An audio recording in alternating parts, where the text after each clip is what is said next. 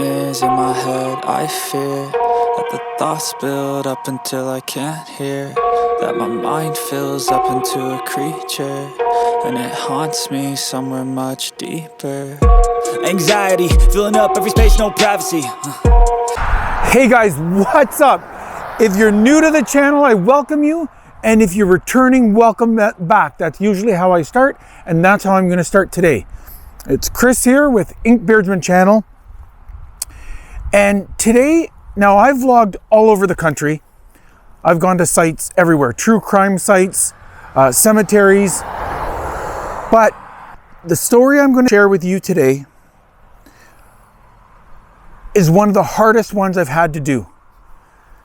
Today, I am in Bath Township, Michigan, and I'm going to show you a field right there where everything started for the worst school massacre in the US history. This is a really hard one, but today I want to document this for history. I'm going to show you the farm where it started. I'm going to show you the school, where it sat. And I'm going to bring you to the grave of an innocent 8-year-old boy who escaped the initial blast only to pass away when the truck pulled up and exploded. And I'll tell you the story and the history of this.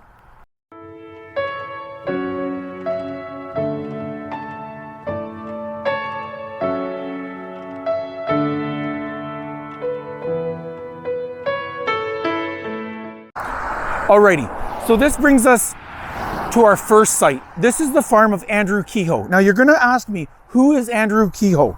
Andrew Kehoe was a trustee, and he was later the temporary town clerk. But he would drive to Lansing, pick up explosives. Now that was commonly used on farms back then, so it wasn't a huge issue to buy that. But the farm is where everything started. See, before the school bombing and the worst massacre in US history, Andrew Kehoe's wife was discharged from a Lansing hospital. He brought her back here, right here to this farm. He killed her and he left her body in a wheelbarrow. Now, later when searchers searched the farm, they passed her body multiple times because they didn't even know that was a human body here on the farm. But this is the farm right here. That's where it stood. Now, it brings us to that fateful day. At approximately 8:45 in the morning on Wednesday, May 18th, 1927, Kehoe detonated firebombs right here on this property, in his home and the farm buildings. Now, neighbors came running. So picture where I am, right here. Now, neighbors came running just to try to put out the fire. Now, after the fire began at the Kehoe farm, Kehoe warned the 3 men coming, "Boys, you are my friends. You better get out of here. You better go down to the school." And then he got in his truck and he proceeded to drive to the school. So you're going to ask me, what was happening at the school at the exact time? Well, at the exact time that the explosives were going off here at the farm. Now this is all the structure, everything is on fire right here at 8:45 that morning. Okay? Now, at the same time, explosives in the north end of the school explode. Now, As I had said, when Kehoe's neighbors come to put out the fire, he tells them, you better go to the school. He gets in his truck. His wife's body is in the wheelbarrow. She's already deceased. Now, interestingly enough, his home right here was one of the pride of Bath. It was one of the finer homes. And the kids at the school were actually supposed to have a picnic here just a few days prior to everything happening. But he had laced his whole farm with explosives. He had planted explosives under the whole school. And I'm going to take you there and show you where the school was. But it was right here. On May 18th, on that Wednesday morning, at 8:45, where everything started. The house explodes. There's a fire.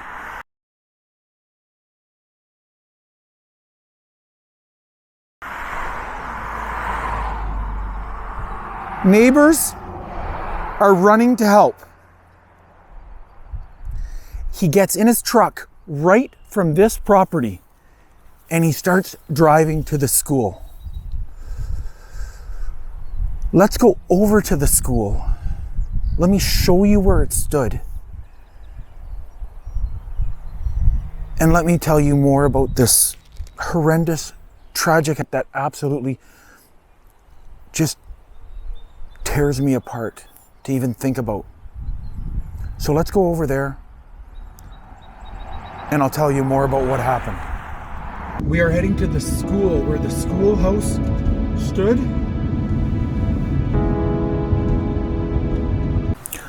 Alrighty, the next site brings us right here. I am standing where the actual school stood.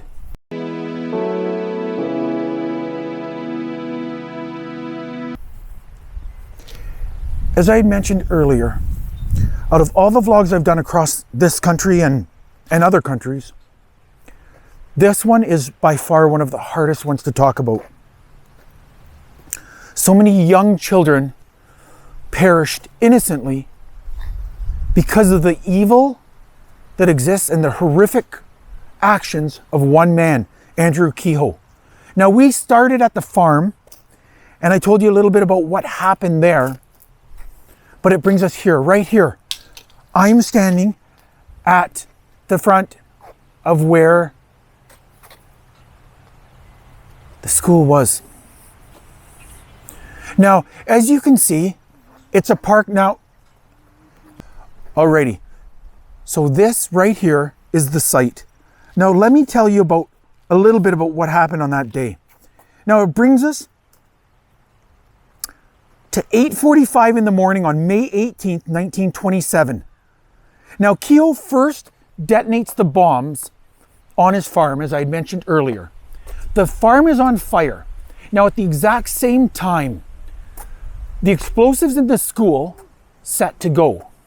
Now, he had rigged the whole school with explosives. He had access because he was a trustee. But it brings us here. At 8:45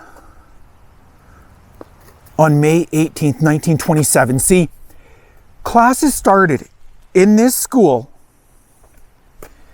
on at 8:30 a.m. that very morning. Kehoe had set an alarm at the school at 8:45 and had explosives under both the north and south wings of the school, intending to kill everyone.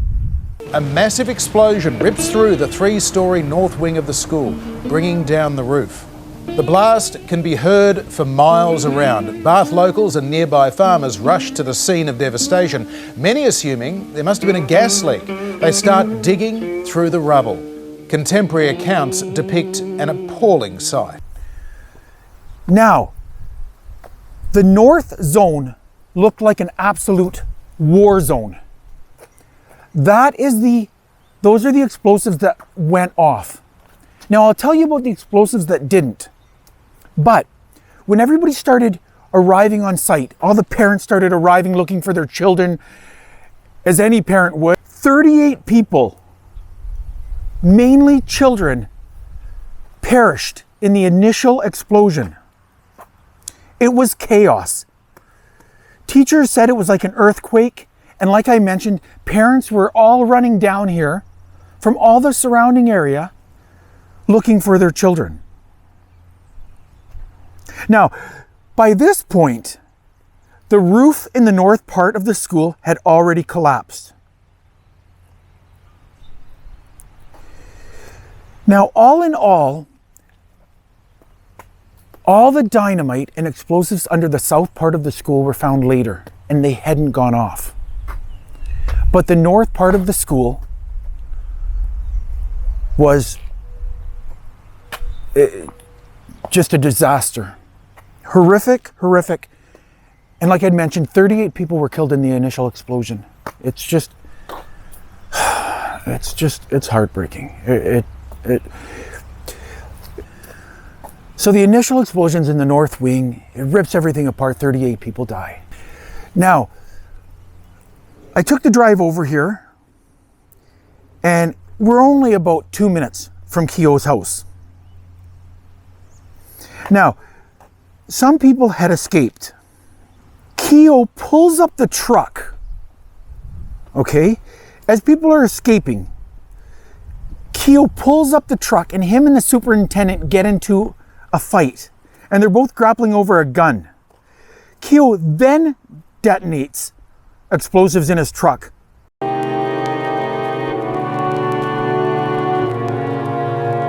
Which took his life, took the life of the superintendent, took the life of Nelson, a retired farmer, and this is so tragic. And this is the part that when I tell you how these things, how do they not affect you when you research and study for these vlogs. A little boy who's 8 years old actually escapes Cleo. He escapes the initial blast in the north wing, and he runs out. He runs out to where the truck is,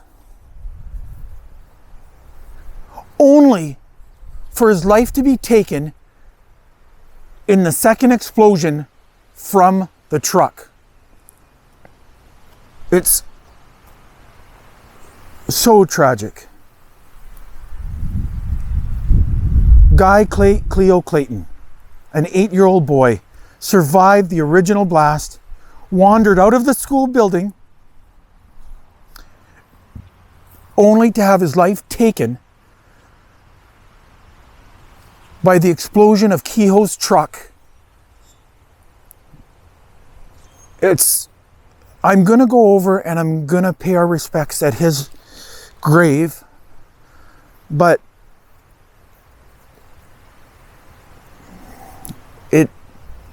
it's hard to even talk about just the evil and the acts around this little 8-year-old boy losing his life. This is the site right here where the school stood. Now,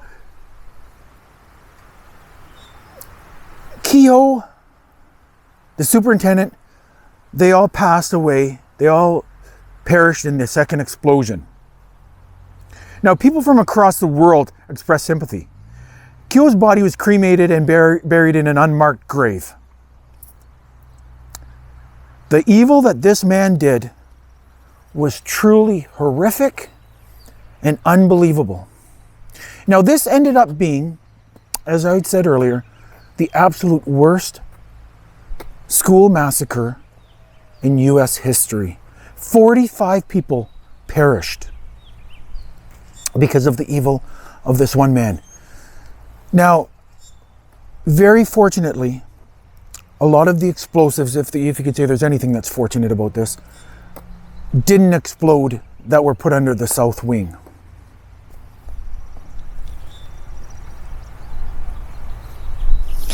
Now, certainly not to take away from other school massacres, this was the worst. The Bath School disaster. The destruction of the Bath Consolidated School shared the front page of the national newspapers with Charles Lindbergh's flight. Now, the newspaper actually said right on the front, "Maniac blows up school, had protested high taxes." That was on May 19th, 1927 of the New York Times. Michigan Governor Fred Greene created the Bath Relief Fund, and people from across the country expressed their sympathies and offered financial support. Michigan U.S. Senator James Couzens gave generously to the fund. We're actually in the James Couzens Park because of everything he donated. But back to the plaque. On August 18th, 1928, Bath looked to the future and dedicated the James Couzens School to its living youth. A statue entitled "Girl with a Cat," sculpted by University of Michigan artist Carlton Angel, was purchased with pennies donated by the children of Michigan, was also dedicated to that day. Go over and take a look at the original cupola that was at the school. Alrighty, something else that is here on this site that is really important, I think, to show you as part of this vlog is the original cupola that was on top of the school during the explosion. It remained intact during the explosion. Now, even as the north part of the school, the roof collapsed, everything was torn apart, this cupola remained intact on the building. And I want to show this to you.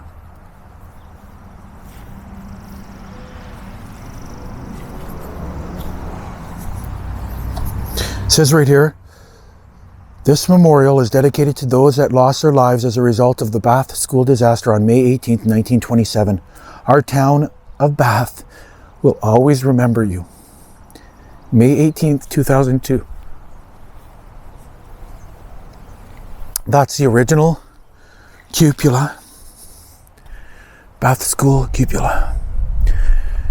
First 10th grade school of 1873 had a cupola much like this one. First consolidated school of 12 grades was built in 1922, being built around the 10th grade building. This cupola adorned the roof of that building and remained intact during the explosion. After the school explosion in 1927, the school was rebuilt on the same site using the undamaged portion of the old building, including the cupola, where it could be seen for miles, served many years as a landmark.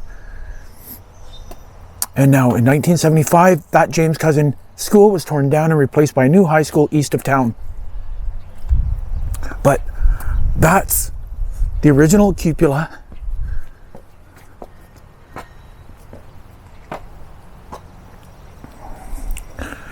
That's the original cupola that stood on the school.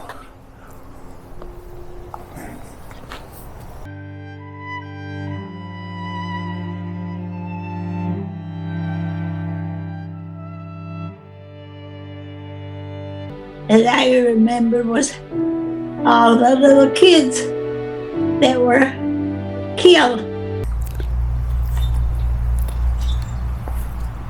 And it's hard to do these sometimes. But that's the original cupola. And that's the plaque. Okay guys, we're gonna go over to the cemetery and pay our respects for the little 8-year-old who survived the initial blast only to perish in the second blast. So come with me, let's go over to the cemetery. Alrighty guys, so one of the things I wanted to find was the final resting place of Cleo Clayton, the young 8-year-old boy who escaped the initial blast only to perish in the second blast from the truck. And here's the final resting place right here. Cleo Guy Cleo Clayton, 1918 to 1927. As you can see, this is his final resting place in that horrific Bath schoolhouse massacre, and I wanted to come pay my respects. I thank you for watching today. I appreciate you. Let's go on more adventures together. Leave me any comments below. Take care, guys. Thanks.